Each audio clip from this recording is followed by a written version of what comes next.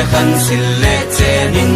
agam le nam achem choi se le lamin nen di tenin isem bi choi na lam dil delin silung kito in cho min hingin o ka kan gol ki pa na khong din ammi zalaya kitang din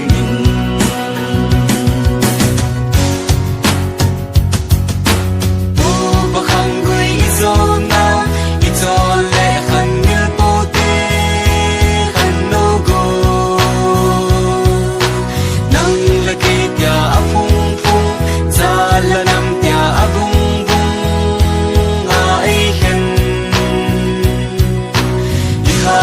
pavin nol ponte isil ikona bolhuma ubasunung zuyute tin kuki bizo sum konte aye hun ka khango lung khate kum so mutin to na po pasunung abol nao ting lang dam hoy chol le khan sil le chenin agam le nam achem choi se le lamin nen di tenin isem bi choi na lam dil delin silung kito in cho min hingin o ka kan gol ki pa na khong din ammi zalaya kitang din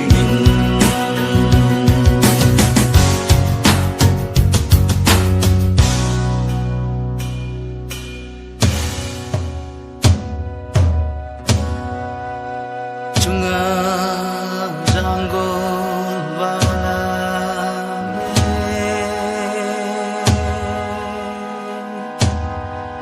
noya khano golame chunga zango balame noya khano gol sing nốc na tang kho lame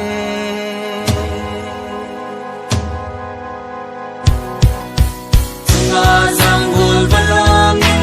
noya khan no go ngai cheng lam dil de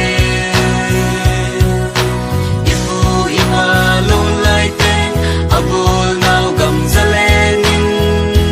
vai ho min an gol sit wi bang lung khatin lui dung khat zon bang long dil de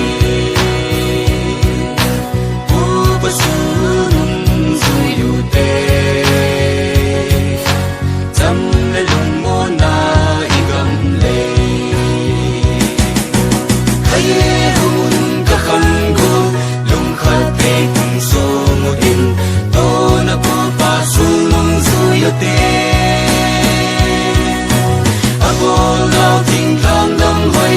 chol le khan sil le chenin agam le nam achem choi se le lamin nen di tenin isem bi choi na lam dil delin silung kito in cho min hingin o ka kan gol ki pa na khong din ammi zalaya